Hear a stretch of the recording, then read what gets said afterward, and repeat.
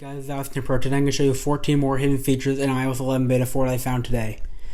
And yes, I finally have a microphone, so now I can finally have good audio in my video. So first one is the Smart Invert Colors has a new effect on the status bar and the dock.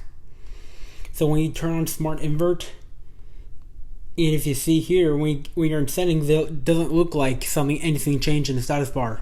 But the first thing you notice is in apps, the status bar you can now see a status bar in the whole status bar again. Previously couldn't. And on the white wallpapers, it turns it all white up here instead of black. So it's a little more distinct. It's hard to notice. And the dock is now black and gray instead of blue. Previously in the previous beta, it was blue, but now it's gray now instead of blue. Next one is you can now pull to refresh in the updates tab on the App Store.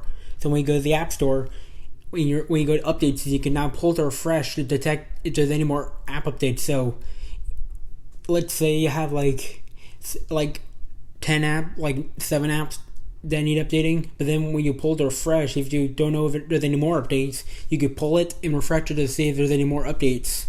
So that's what this does. You can when you pull to refresh, that's how you check for updates manually now instead of automatically. Really cool. There's a new question mark for entering passwords.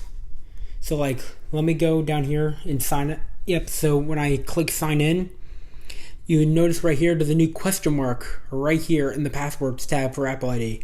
Basically, when you click on that, it's basically a way to get so you can reset your password without having to click this tab.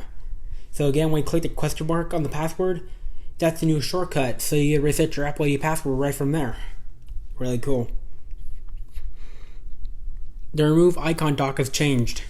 So previously in the previous beta, when you want to remove an app from the dock here, from the recents right here, this will have an X. But now, it's a little dash now. And you don't actually delete them, you actually just close them out of the dock. That's a new change. So as you see here, instead of an X on the recently opened apps, it's now a little slash, and you don't actually delete it from the dock. It does close them out. So that's all it does now. So now close them out instead of remove them.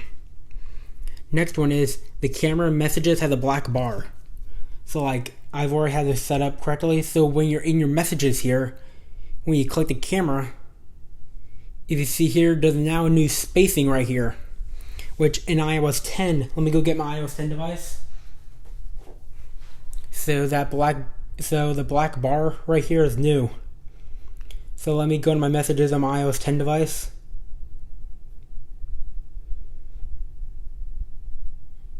Okay, so when I click on my camera now, as you can see the difference here, there's a black bar right here, and the little camera part right here is now enabled by default. You no longer swipe over to get to the shortcuts. And with the black bar on this one, you can only swipe over. There's no black bar on this one.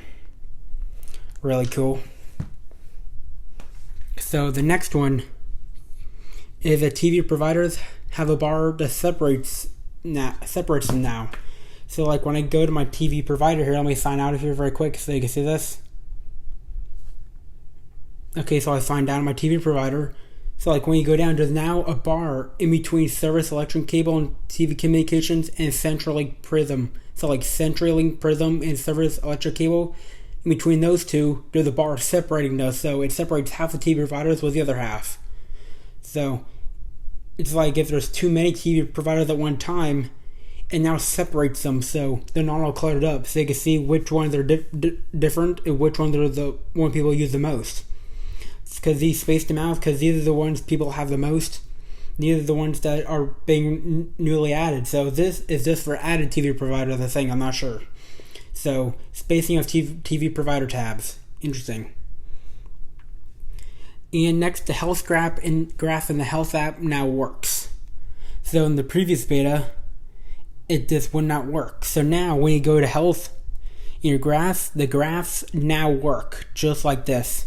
So previously, it didn't show anything in that graph for the activity or sleep or anything like that. It didn't show any of this data, but now it does. Really cool. The next one is the control center volume hub is now fuzzy instead of clear. Let me turn my brightness down here so you can see this. So if you notice right here very carefully, the volume hub, it is fuzzy. If you guys can see that, it's like fuzzier for the iOS 10 here. Though in iOS 10, this was all clear, but now it looks a tad fuzzier. If you guys can see that, it's fuzzy.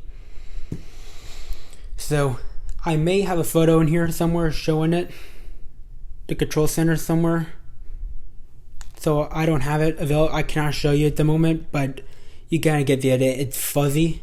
You guys could probably say it's not clear like it was in beta 3. The next one is screen recording has a new animation.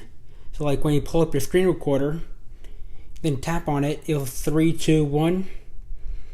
And now it actually shows like a camera, like a little, it now flashes when it's recording. So now you can tell if it's recording or not. So it has that little red light in the middle flashing like all cameras do. A really nice, cool animation. And when you click on it, the start recording has been renamed to start broadcast, has been renamed back to start recording. Really cool. The health medical ID UI has changed. So like when I go to my health app here, go to medical ID, it looks like this. So let me get my 5C up. So like when you go to here, here's the iOS 10 section, and here's the iOS 11 section. So you can see here the organ donation tab has changed here, even the one up here, but I'm not going to show that because it has my info, so I'm not going to show that part. But you see here, it has a brand new interface. Instead of fly, it's all rounded now. Really cool. Make it look like more like iOS 11. There's the new contacts widget. So in your phone here, when you go to your contacts app, there is now a new widget right here. Previously, this widget wasn't here. So in contacts previously, it just showed your info right here at the bottom, just this little, so it just showed this part right here, like create new contact and show my info. Now there's a new widget from the FaceTime phone app right in contacts. Really cool. The video player had the new interface in portrait. So on the iPhone here, like when I'm viewing everything I per the video, turns down. Hey, what's up guys? Everything out here. So there's a new interface for portrait on iPhone. So like in the landscape view, it looks like this. And when you turn it back to portrait, it looks just like this. But now when you turn it back to portrait, it's all clumped up just like it was in iOS 10. Really cool. The making a table, they click in again, has more options. Like let me create a new note here. Like when you create a table, then you click it. Instead of just convert to text, there's now copy table, share table, and delete table. In the last beta, it was just convert to text. Really cool. Let me get back to the note where I had it. And then the lock of notes is more rounded. So like when you lock a note, like slide on one, the little lock interface is like rounded now. Previously it wasn't like that. Previously it was just squares kind of locked before. And that's a little more rounded. So those are the last 14 hidden features in iOS 11 Beta 4 that I found today. If you liked the video, give it a thumbs up. Smith video.